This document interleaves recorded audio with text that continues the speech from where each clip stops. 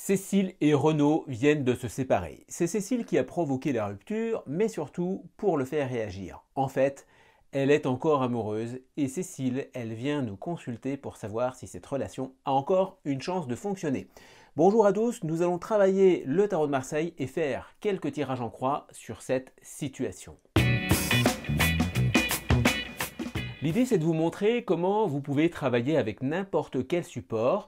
Là, on va prendre le tarot de Marseille, c'est bien, ça marche super, mais ça marche très bien aussi avec n'importe quel oracle. Donc, inspirez-vous de ce que vous allez voir, vous allez pouvoir littéralement copier-coller le déroulement de ce que je vais vous proposer pour vos propres consultations. Il y a plusieurs manières de procéder dans ce cas précis, et si vous me suivez ici ou dans les stages ou dans les formations en ligne, vous avez dû voir certainement quelques méthodes qui se ressemblent. Là, j'ai envie de poser la question directement comme ça, comment le couple de Cécile et Renaud va-t-il évoluer ? De cette façon, on est tout de suite dans le bain, dans le sujet de la question, et en fonction de ce qu'on va voir, on verra si d'autres questions sont à poser ensuite. Donc regardez, voici 5 cartes qui sont posées, on va les découvrir ensemble. En position 1, j'ai tiré le diable. Alors ça représente le couple, là, maintenant, et attention, c'est vraiment le couple, parce que c'est le sujet qui est dans la question. Donc ici, avec le diable, on est dans la passion, l'énergie qui part dans tous les sens. C'est volcanique, c'est brutal, c'est tendu. Clairement, c'est une carte qui peut assez bien illustrer l'idée d'une rupture liée à un déséquilibre total. Avec le diable, on peut imaginer qu'il y a des rapports de domination et de soumission, des problèmes d'ego très mal placés, qui amènent de la jalousie, de la possessivité, de l'impulsivité, etc. Alors dans la position 2, c'est ce qui s'oppose au couple et qui pose potentiellement un problème. Donc là, regardez, j'ai tiré le monde. Alors le monde, c'est très embêtant, car c'est une carte de réalisation et de satisfaction pleine et entière qui là se trouve opposée à eux. Comme ils viennent de rompre, on n'est pas très étonné à la rigueur de trouver cette carte, mais cela peut vraiment donner l'impression que beaucoup de choses s'opposent à eux. Difficile de savoir ce que c'est à ce stade, mais franchement ça coince quand même beaucoup. Ça peut être des circonstances extérieures qui sont pas bonnes, des gens autour d'eux, la famille, les amis, ou alors une distance géographique qui empêche de se voir, qui empêche d'être ensemble. Donc en position 3, on va voir le conseil qui est donné au couple. Et là, j'ai tiré la tempérance. Alors là, c'est très clair, ça demande un retour au calme, ça demande du dialogue, de l'échange. La tempérance, c'est un temps de pause dans lequel on peut prendre le temps de discuter de manière dépassionnée. D'ailleurs, regardez, on avait commencé le tirage avec une carte très irritante, le diable. Et là, c'est la tempérance, c'est un ange qui suggère de relâcher la pression et de discuter. En réponse, la 4e carte va dire comment concrètement le couple évolue. C'est la réponse à la question. Et là, j'ai tiré la lune. Bon, alors la lune, c'est pas la carte la plus bluffante pour parler d'une évolution constructive.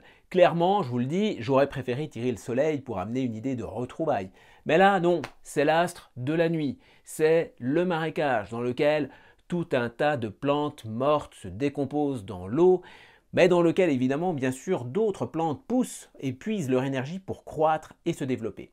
Bon bref, la lune c'est quand même un peu obscur, ça parle d'une situation peu dynamique, un peu dans le prolongement d'ailleurs de la tempérance qui était sortie dans la position 3. Alors la lune, ça parle aussi de laisser décanter, de laisser les émotions s'exprimer sans être pressé, comme si le temps pouvait permettre d'y voir un peu plus clair plus tard. Alors en attendant, ça ne dit pas du tout que la relation repart sur les chapeaux de roue bien sûr. En position 5, on peut regarder cette carte qui va donner un aperçu de comment les choses peuvent évoluer ensuite après ce temps de décantation. Et là, qu'est-ce que j'ai tiré? Regardez, c'est la papesse. Bon, alors ça, c'est pas très engageant non plus pour évoquer clairement un renouveau constructif. La papesse vient dire que beaucoup d'éléments échappent à ce couple et que l'évolution à terme peut être quand même assez différente de ce qu'ils imaginent tous deux actuellement. Et comme elle espère plus ou moins se remettre avec, ça risque de coincer un petit peu. Donc là, vous l'avez compris, malheureusement, ça semble assez clair pour ce couple de Cécile et Renaud. C'est une évolution compliquée qui évoque plutôt une rupture qui se maintient. Alors c'est probablement pas facile pour Cécile d'entendre une telle réponse puisqu'elle prétend être encore amoureuse et avoir elle-même provoqué la rupture pour avoir une réaction de la part de Renaud. On a l'impression que là, ça ne va pas beaucoup le faire réagir. Alors à ce stade de la consultation, on peut aller plus loin et peut-être essayer de comprendre ce qui se passe entre eux. Il y a la possibilité maintenant d'interroger différemment, sans tirage en croix, mais en enchaînant une série de questions qui vont nous donner du détail sur l'un et sur l'autre. Par exemple, dans ce genre de situation, moi ce que j'aime bien faire, c'est ça. Je pose la question, quelle carte représente les sentiments de Cécile pour Renaud?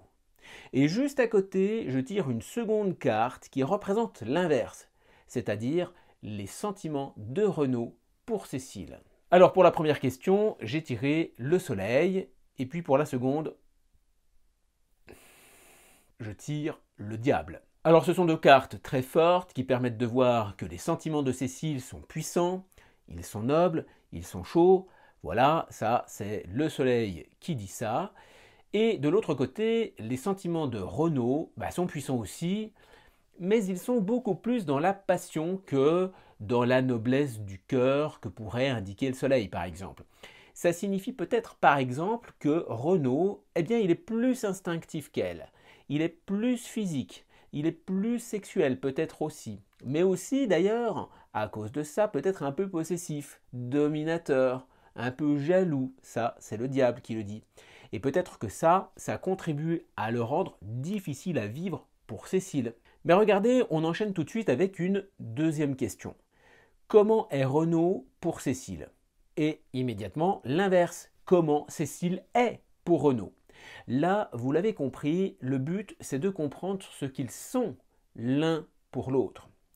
Donc là, je tire le mat qui montre que pour Cécile, Renaud est un peu ce personnage qui s'appelle aussi le fou. Là d'ailleurs dans mon jeu, là regardez, ça s'appelle le fou. C'est le tarot d'Oswald Wirth que j'emploie. Le mat et le fou, c'est la même lame. Alors le fou, c'est un personnage difficile à saisir et à comprendre. À la fois, il peut être génial avec énormément d'idées et de projets, mais complexe, original, atypique, avec sa propre logique, et qui n'est vraisemblablement pas la sienne à elle. Et puis je tire aussi la justice qui montre que Renaud voit justement Cécile comme une fille droite, rigoureuse, équilibrée, sincère. À la rigueur, on pourrait même dire aussi qu'il la voit peut-être comme quelqu'un d'un peu rigide, peut-être pas très drôle. La justice, c'est pas très glamour, c'est pas fun. Alors que lui, précisément, c'est un homme sûrement assez tonique et enflammé. Alors d'après ce qu'on a vu juste avant, il est passionné. Il est vivant. Peut-être que c'est quelqu'un qui fourmille d'idées, qui se disperse un peu aussi, mais qui est très énergique. Alors allez savoir, peut-être que d'un certain point de vue, il s'ennuie peut-être un peu avec elle. Alors regardez, ensuite on peut enchaîner et demander comment Cécile désire Renaud, et aussi naturellement l'inverse, comment Renaud désire Cécile. Alors là vous voyez, on entre un peu dans leur intimité et le tarot, toujours comme un miroir, va révéler comment fonctionnent leurs attirances sexuelles respectives. Pour elle, je tire l'ermite, qui n'est pas la carte la plus affriolante du tarot sur ce genre de questions. On voit avec cette carte, qui complète les précédentes, que peut-être Cécile est une femme assez cérébrale. En tout cas, son désir à elle, il est mesuré, il est réfléchi, il est modéré, à l'image de ce que l'ermite incarne. Mais son attirance est également sincère, profonde, rare peut-être aussi. Ça, c'est aussi l'ermite qui le dit. Pour lui, nous avons autre chose. Nous tirons le chariot, qui montre que son désir à lui, il est en mouvement. Le chariot, c'est fier, c'est fringant, c'est vivant. Ça confirme un peu tout ce qu'on est en train de dire sur lui avec les cartes précédentes. C'est un peu moins terne pour lui, disons-le, parce que l'ermite qui est sorti pour elle, ça permet de souligner quand même une vraie différence dans leur manière d'être attirés l'un par l'autre. Bon alors tout ça, c'est peut-être assez banal en fait. Les hommes et les femmes ne sont pas pareils. En tout cas dans cet exemple, ça montre une réelle différence dans le fonctionnement de leur libido respective. Et puis pour terminer, on peut regarder tout simplement comment l'un se projette par rapport à l'autre. La question est précisément comment Cécile se projette avec Renaud et aussi comment Renaud se projette avec elle. On tire deux cartes à nouveau. Pour elle, je tire l'amoureux qui montre qu'elle n'est pas sûre de se projeter avec lui. En fait, peut-être que depuis le départ, elle n'est pas déterminée dans ses idées. Alors même que c'est elle qui a provoqué la rupture et qu'elle dit qu'elle l'aime encore, Vous pouvez voir ici toute son ambivalence parce que finalement, elle ne sait pas si elle se projette avec lui ou pas. Voilà quelqu'un qui en fait n'est pas du tout sûr d'elle, peut-être parce que son compagnon est sur un rythme plus tonique que le sien. Lui, de son côté, on tire la roue de fortune. Ça montre un certain dynamisme et l'envie sûrement de faire quelque chose. Mais le problème avec la roue de fortune, dans ce cas précis, c'est qu'on pourrait rattacher ça aussi à une forme d'opportunisme. Il n'est pas contre se projeter avec elle, et si ça se présente, eh ben pourquoi pas, il ira volontiers. Ça montre qu'après tout, si les planètes ne sont pas très bien alignées, il ne prendra pas trop de risques. Se projeter avec elle, pourquoi pas, mais ce n'est pas un projet auquel il aspire particulièrement. On n'a pas l'impression qu'il va vraiment se battre à tout prix pour ce tel projet. Donc tout ce que l'on voit là est assez subtil et montre finalement un peu comment ce couple fonctionne ou a fonctionné et comment ils sont l'un par rapport à l'autre avec deux personnalités et deux modes de fonctionnement différents. Alors on pourrait aller plus loin et multiplier les questionnements avec ce genre de questions croisées. D'ailleurs, chez vous, inspirez-vous de ça, de ce qu'on vient de voir, et inventez les questions littéralement selon ce que vous voulez observer, selon ce que vous voulez explorer.